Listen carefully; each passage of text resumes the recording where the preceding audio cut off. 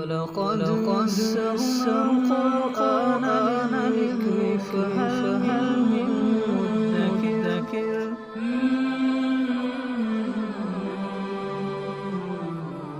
سورہ انعام آیت نمبر 10۔ اعوذ باللہ من الشیطان الرجیم، بسم اللہ الرحمن الرحیم۔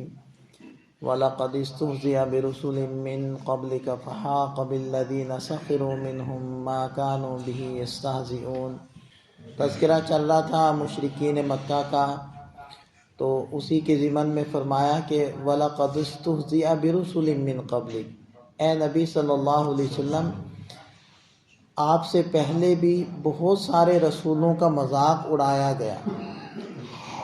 یہ اس لیے اصل میں یہ چیزیں بتلائی جاتی ہیں کہ تاکہ آپ علیہ السلام کے اوپر جو مشقت تھی، جو مشکل حالات تھے، وہ تھوڑے سے ہلکے ہو جائیں، اور انہیں اس چیز کا اندازہ ہو جائے کہ جو حق بات لے کر دنیا میں آتا ہے، جہال اسی طرح ان کا مذاق اڑاتے ہیں۔ یہ ہمیشہ سے ہوتا چلا آیا ہے اور قیامت تک ہوتا رہے گا۔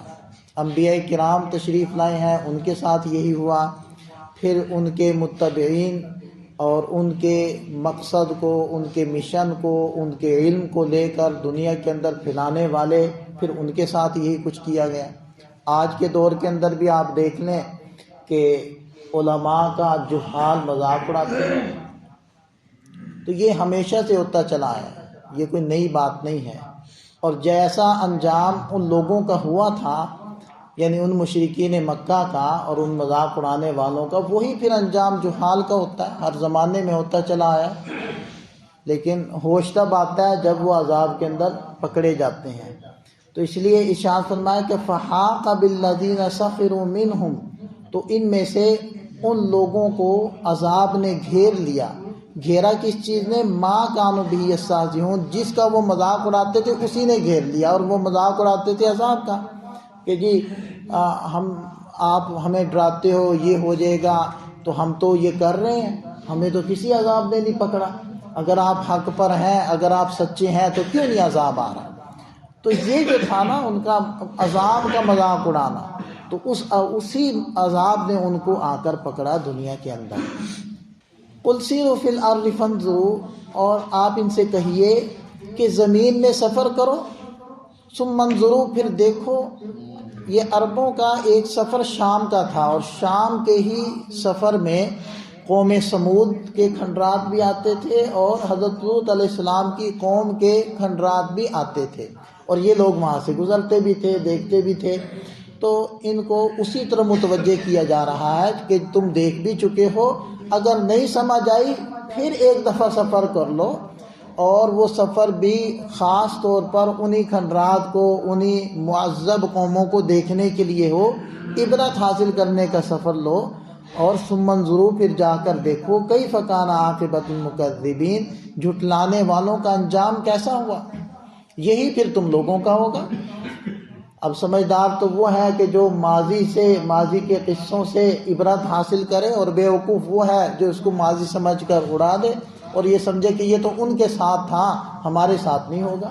قُلْ لِمَن مَّا فِی السَّمَاوَاتِ وَالْأَرْضِ، اے نبی صلی اللہ علیہ وسلم ان سے پوچھئے آسمان زمین میں جو کچھ ہے وہ کس کا ہے؟ تو یہ مشرکین مکہ خود مانیں گے، لَيَقُولُنَّ اللَّهُ، یہ ضرور کہیں گے کہ یہ اللہ ہی نے پیدا کیا۔ تو عجیب بات ہے کہ پیدا کرنے میں تو اللہ نے کسی کو شریک نہیں بنایا، اس نے اکیلے نے پیدا کیا، اور پیدا کر لینے کے بعد جب مکمل ہو گیا تو پھر اللہ نے دوسروں کو شریک بنا لیا۔ یہ کیسی عجیب بات ہے کہ یہ کائنات بن گئی ہے، اب مجھے کسی کو بیٹے دینے کے اندر مشکل پیش آ رہی ہے تو تم میرے شریک بن جاؤ، کسی کی دعائیں سننے کے اندر مجھے مشکل پیش آ رہی ہے تم اس کے شریک بن جاؤ، کسی کو صحت دینے کے اندر، کسی کو بیماری دینے کے اندر مجھے پرابلم آ رہی ہے تو تم اس کے شریک بن جاؤ۔ یہ گویا کہ تم تو کر رہے ہو، مشرکین یہی تو کرتے تھے، صفات کے اندر اللہ تعالیٰ کا شریک۔ تو ان سے پوچھئے، یہ بات تو یہ خود بھی مانیں گے کہ زمین آسمان اسی کا ہے اور اسی نے پیدا کیا ہے۔ قُلْ لِلَّهِ، یہ جواب نہ دیں تو اے نبی آپ جواب دے دیجئے کہ للہ، یہ سب اللہ کا ہے۔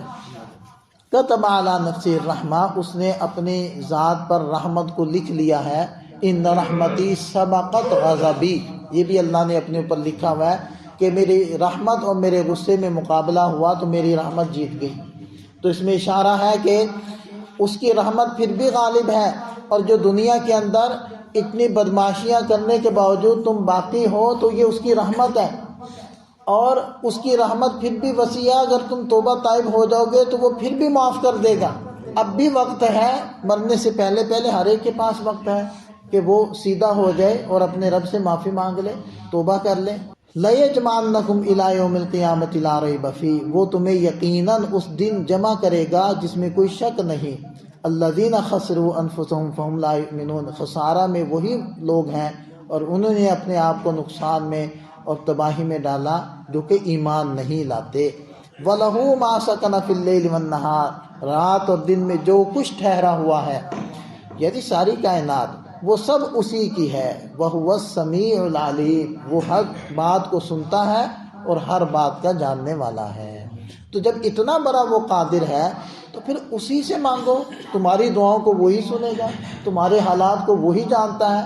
تم اپنی حاجات زبان سے نہ بھی کہو، اتنا ہی کہہ دو کہ اللہ آپ ہماری ضرورتیں ہم سے بہتر جانتے ہیں، آپ اپنے فضل فرمائیے، آپ کرم کر دیجئے اور ہماری ضرورتیں پوری کر دیجئے، تو تمہارے بولے بغیر وہ جانتے ہیں۔ لیکن مانگو تو صرف اس سے، اسی کو پکارو۔ اللہ تعالی ہمیں سمجھ عطا فرمائے۔